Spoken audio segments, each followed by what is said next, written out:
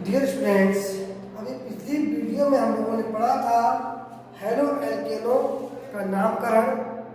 हम कैसे कैसे नामकरण करते हैं। आज हम पढ़ेंगे हेलो एल्केनो के निर्माण की विधियां। हेलो एल्केन्स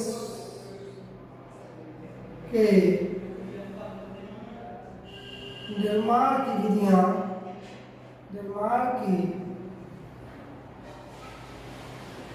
पढ़ेंगे। Preparation methods of preparation methods of halo alkanes.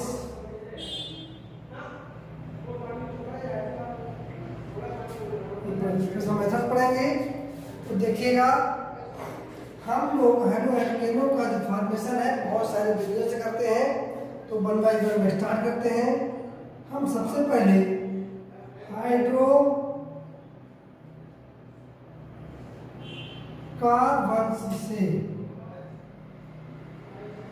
Hydrocarbon से करेंगे। हाइड्रोकार्बन में हमारा पहला क्या आएगा? सबसे पहला आएगा हमारा एल्केन से,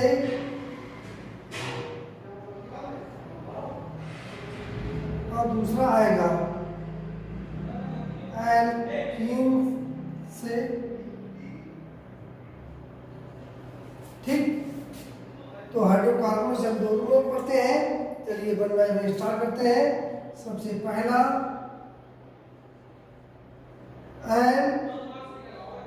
एल्केन्स द्वारा हम कैसे हेलो एल्केन का निर्माण करेंगे। तो इसमें देखिए क्या होता है। जब एल्केन्स की अभिक्रिया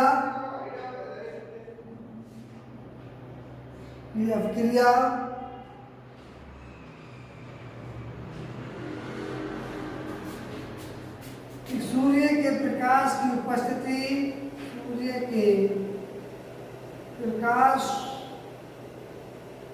उपस्थिति को हम H न्यू से रिप्रेजेंट करते हैं कि उपस्थिति में क्लोरीन या किसी भी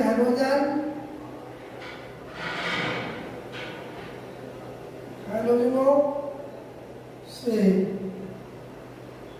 कराते हैं, तो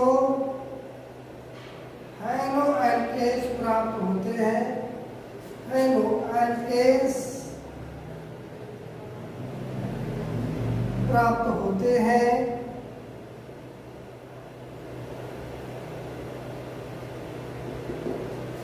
जैसे हमने क्या कराया, मीथेन का क्लोरीनीकरण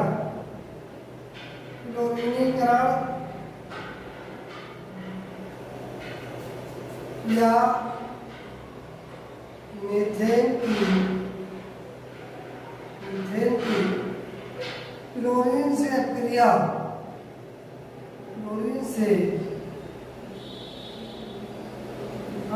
हमने कराई। देखिएगा क्या होता है। ये मेथेन है, फिर इसकी बना के लिख लेंगे। इसकी क्रिया हम करा रहे हैं क्लोरीन से। मेथेन है, मेथेन क्रिया क्लोरीन से कराएंगे। सूर्य के प्रकाश की उपस्थिति रहेगी, यहाँ रहेगा 573 केल्विन का ताप रहेगा। ठीक, ताप पर वैसे मोस्टली सूर्य के प्रकाश की उपस्थिति नहीं हो जाती है, तो हमारे लिए यहाँ पर विभिन्न प्रकार के हेलो एल्केनों का मिश्रण प्राप्त होता है। CH2Cl2 plus Cl3 plus CCl4, इसको हम कहते हैं कि क्या क्लोरोमीथेन है। क्लोरोमीथेन मिल गई। यहाँ पर डाइक्लोरोमीथेन मिल जाती है, डाइक्लोरोमीथेन मिल गई। यहाँ पर ट्राइक्लोरोमीथेन, ट्राइक्लोरोमीथेन, इसको हम क्लोरोफॉर्म भी कहते हैं, क्लोरोफॉर्म भी कहते हैं। और चौथा प्रोडक्ट हमारा है, क्या हो जाएगा? टेट्राक्लोरो, टेट्राक्लोरोमीथेन, या इसको हम कहते हैं कार्बन टेट्राक्लोराइड, कार्बन टेट्राक्लोराइड कहते हैं। यह प्राप्त होता है, ये सबका मिश्रण प्राप्त होता है हमें, कि हम इन सबके मिश्रण को एक प्रभाजी स्तंभ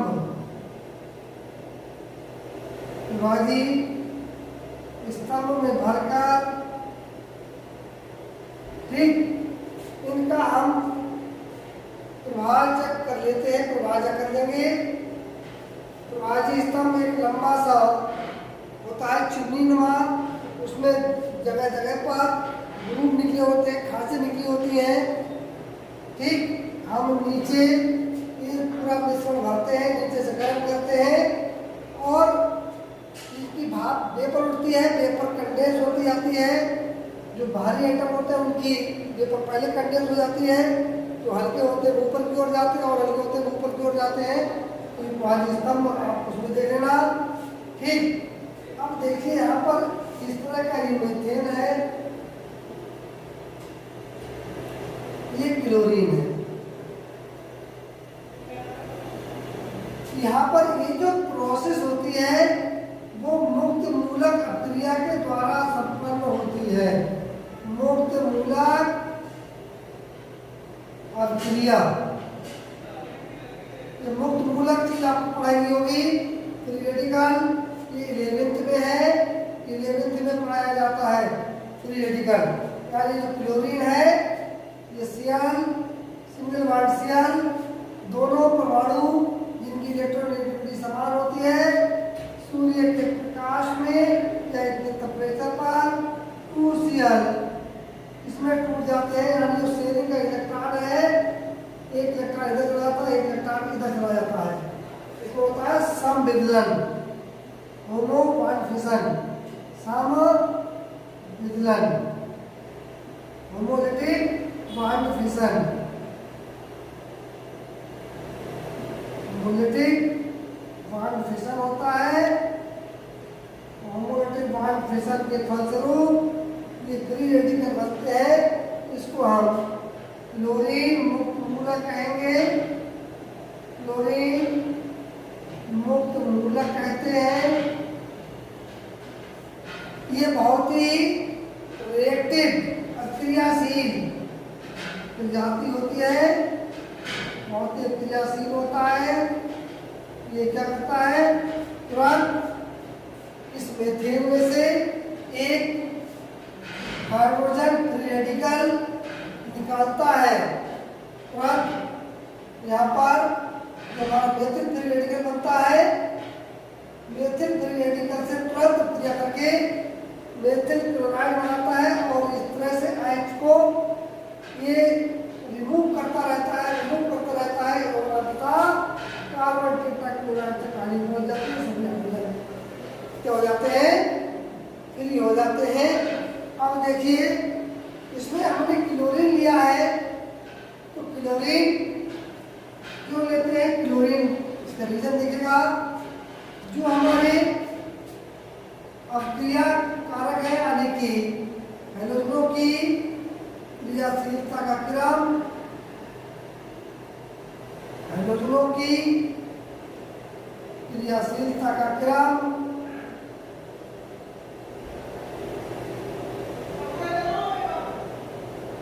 इस प्रकार रहेगा। ऑर्डर ऑफ रिएक्टिविटी, सबसे अधिक रिएक्टिव फ्लोराइड होता है, फिर क्लोरीन होता है, फिर ब्रोमीन होता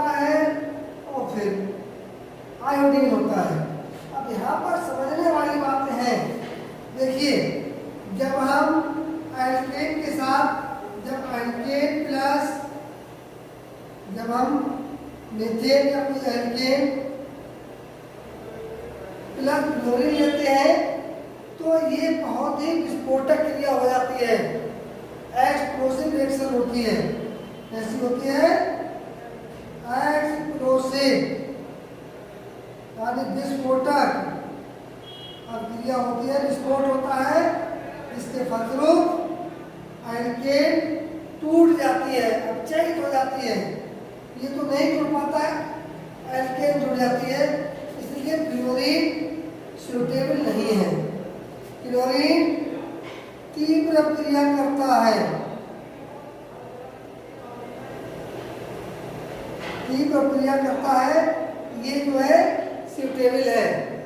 ब्रोमीन की इसकी अभिक्रिया ठीक बहुत धीमी अभिक्रिया होती है, बहुत धीमी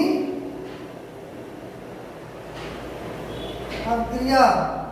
और भैया ये क्या होता है? ये भैया जहां पर हमारा HI बनेगा, हाइड्रोजन हाइलाइड बनता है, हाइड्रोजन आयोडाइड बनता है, ये एक अपचायक का कार्य करता है।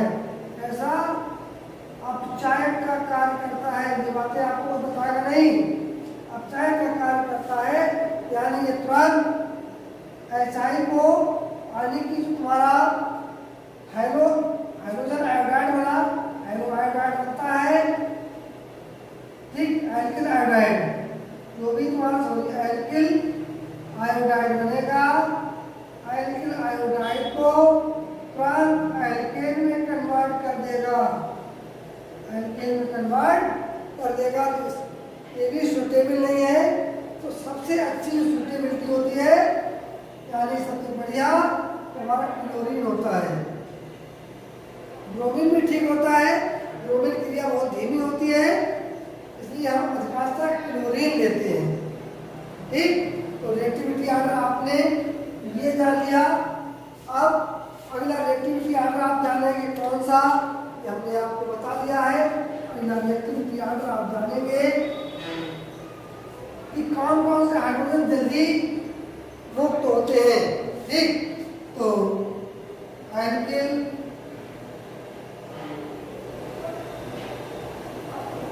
समूह के H परमाणुओं की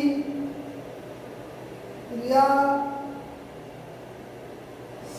का क्रम वो भी देख लेते हैं। देखिएगा, इसमें हम जानेंगे एक परमाणु जो हमारे होते हैं टर्सरी हाइड्रोजन, यानी टर्सरी कार्बन पर लगा हाइड्रोजन, टर्सरी कार्बन पर लगा हाइड्रोजन, टर्सरी कार्बन क्या लगा सबसे अधिक रिएक्टिव होता है। फिर आता है सेकेंडरी हाइड्रोजन और फिर आता है प्राइमरी हाइड्रोजन, ठीक। प्राइमरी हाइड्रोजन या इसको हम मेथिल वाला हाइड्रोजन कह सकते हैं, क्योंकि यहाँ पर सिमेट्रिक मामला होता है। प्राइमरी कार्बन पर लगा प्राइमरी कार्बन, ठीक, सेकेंडरी में लगा सेकेंडरी कार्बन, इसी में आपका C2H6 भी आ जाता है।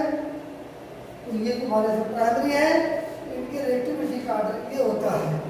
तो ये हमने एल्केन से जाना। अब हम जानेंगे एल्कीन से। एल्कीन से क्या होता है?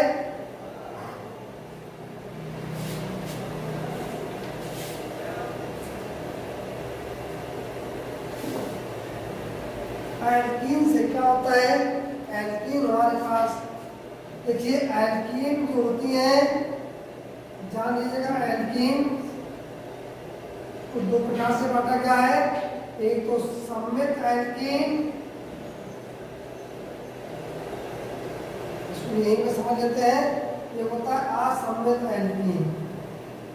असममित एल्कीन यानी कि सिमेट्रिकल एल्कीन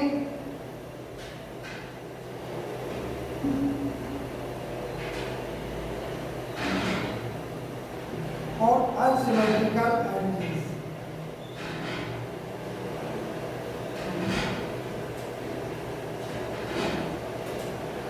इनसे अलग अलग प्रकार से रिएक्शंस होती हैं, ठीक। अनसिमेट्रिकल की हम पढ़ेंगे मार्कोनी काफ का रूल। मार्कोनी काफ का रूल नियम पढ़ेंगे। ठीक, यहाँ पर तो कुछ नहीं है, यहाँ पर देखिएगा क्या होता है। तो सममित एल्जीब्रा से बात करेंगे। ठीक, जब किसी सममित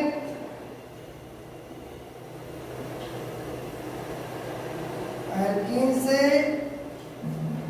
ठीक, असममित,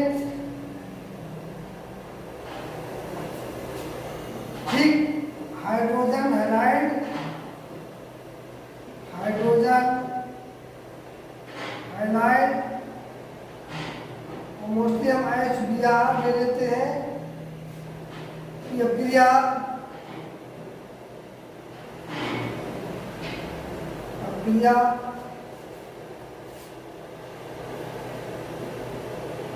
कराई जाती है। तो ठीक, सममित एल्किल हैलाइड प्राप्त होता है, एल्किल हैलाइड प्राप्त होता है, हेलोएल्केन प्राप्त होती है। देख लीजिएगा।